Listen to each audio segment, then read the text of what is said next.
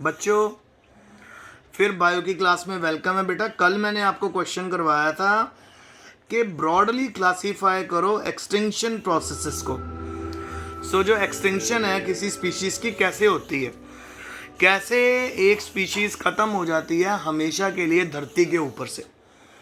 जैसे duck bill platypus ख़त्म हो गया, डोडो नाम की एक बर्ड ख़त्म हो गई। कैसे हुआ?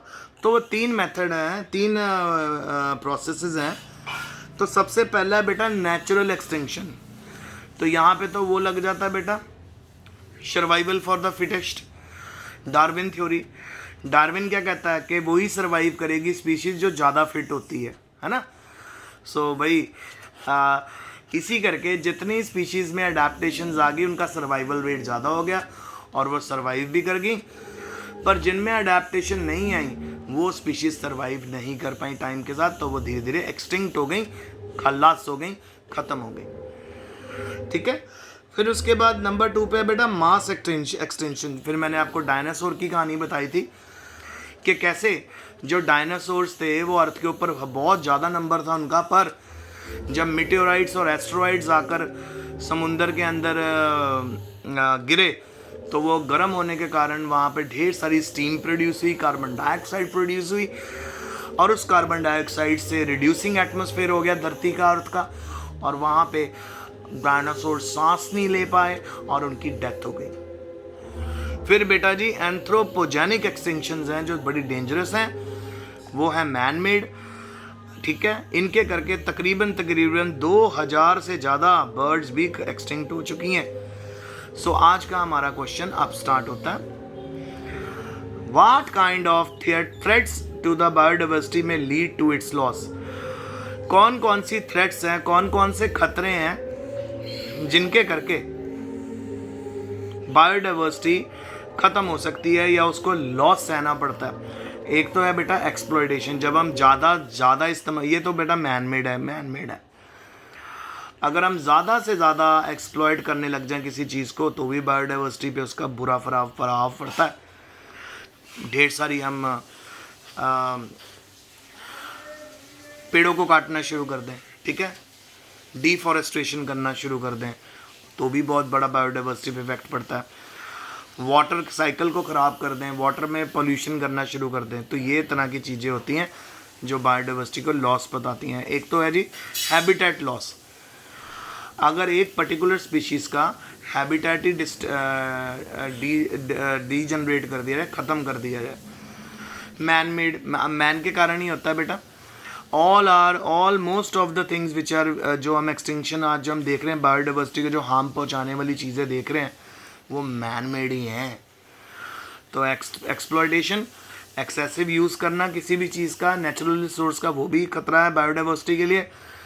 हैबिटेट लॉस, किसी पर्टिकुलर हैबिटेट को ख़त्म कर देना अपने लिए, अपने फ़ायदे के लिए, वो ह्यूमन बीइंग ने बहुत ज़्यादा किया है।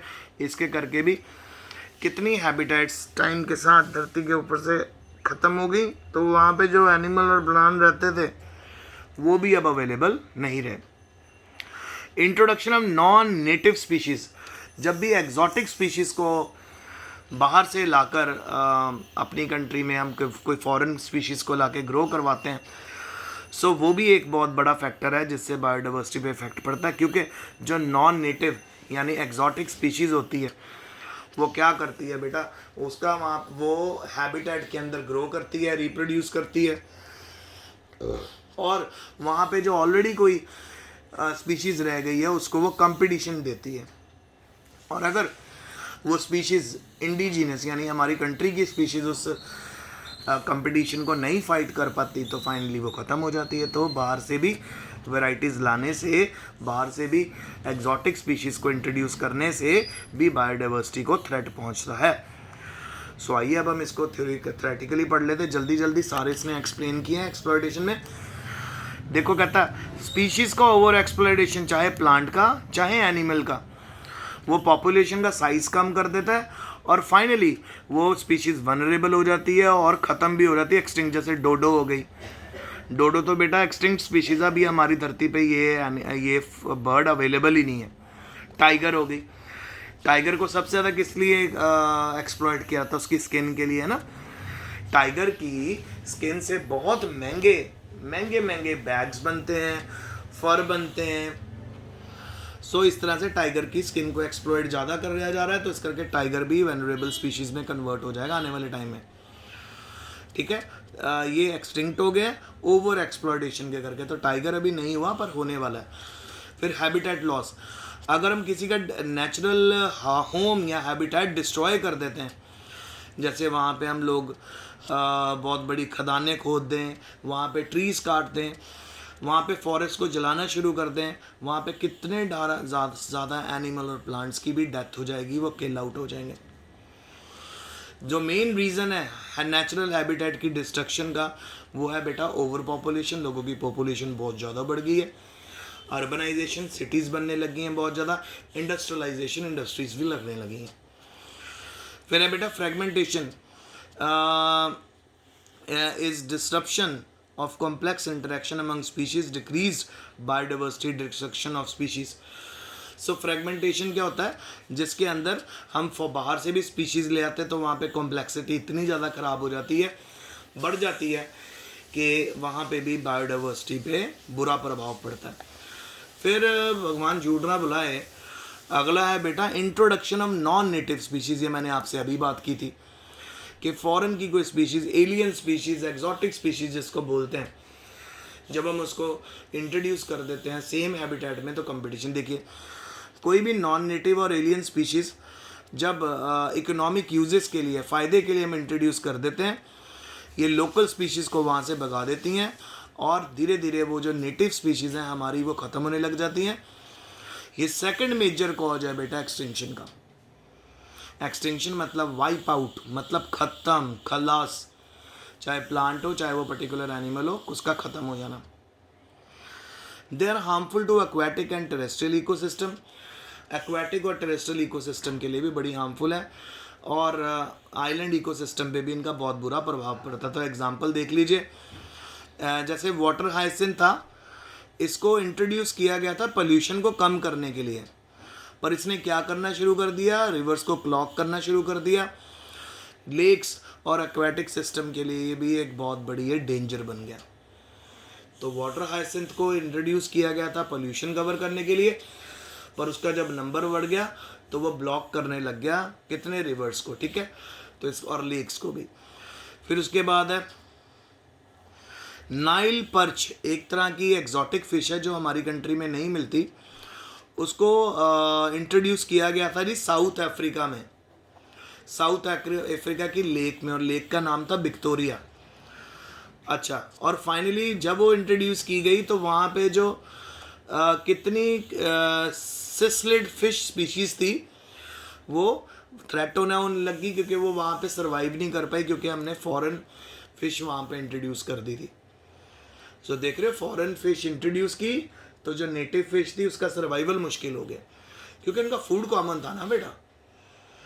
फिर है लंटाना कामारा, ये forest lands and destroyed native species, एक तरह के प्लांट्स हैं जिनको फॉरेन से इंट्रोड्यूस किया फॉरेस्ट में, और इन्होंने भी वहाँ पे कितने प्लांट्स को रिप्लेस कर दिया। सो ये बहुत बड़ी बात है बेटा, जो बाहर की एग्जॉटिक स्पीशीज़, चाहे प्लांट की चाहे एनिमल की, जब वो एग्जॉटिक स्पीशीज़ हम अपनी एग्जिस्टेंस में लेकर आते हैं, हमारी कंट्री में लाते हैं, सो वहाँ पे बच्चे हो ये पंगा पड़ता ही पड़ता है, बहुत बड़ा पंगा है ना ये। तो सेकंड मेजर फैक्टर है एक्सटिंक्शन का। सबसे बड़ा फैक्टर तो है जी ओवर एक्सप्लॉयटेशन, ज़्यादा से ज़्यादा एक्सेसिव यूज़ करना नेचुरल रिसोर्स का। सेकंड नंबर पे फॉरेन की कोई स्पीशीज़ इंट्रोड्यूस कर देना, प्लांट की, एनिमल की, इंट्रोड्यूस तो कर देते हैं हम अपने फ़ायदे के लिए, पर उसका नुकसान किसको झेलना पड़ता है, हमारी अपनी स्पीशीज़ को, और वो धीरे धीरे ख़त्म हो रही है। फिर आ गया बेटा लास्ट हमारा पॉपुलेशन, इम्पैक्ट ऑफ पॉपुलेशन। ढेर सारी रेडिएशंस, गंदा तेल समुंदर में भेजा फेंका जाता है हर रोज़, हर दिन, हर घंटे, जिससे समुंदर में रहने वाली स्पीशीज़ की जो क्वालिटी ऑफ हैबिटेट है वो बिल्कुल ख़त्म हो गई है, रिड्यूस हो गई है। फॉरेस्ट फायर होती हैं, ये भी बहुत बड़ी स्पीशीज़ को ख़त्म कर देती हैं। फॉरेस्ट फायर तो वैसे यूजुअली अपना थंडर से भी हो जाती हैं, पर ज़्यादातर मैन मेड ही होती है। फिर हंटिंग से भी बेटा बहुत ज़्यादा स्पीशीज़ ख़त्म हो गई हैं। फिर लेड पॉइजनिंग से भी कई स्पीशीज़ की डेथ हो गई है। पानी में अगर लेड घोला गया तो जितने भी बड़े बड़े कंपनियां होती हैं उन्होंने अपने सारे पाइप सीवरेज खोले होते हैं समुंदर में बेटा, और सारा लेड पॉइजनिंग, लेड वाला या फिर आपका मरकरी वाला पानी अगर समुंदर में छोड़ा गया तो कितनी मछलियाँ वहाँ पे, कितने एनिमल्स हैं, एक्वाटिक एनिमल्स मर रहे हैं, मर जाते हैं। फिर spray of pesticides decline birds and falcon.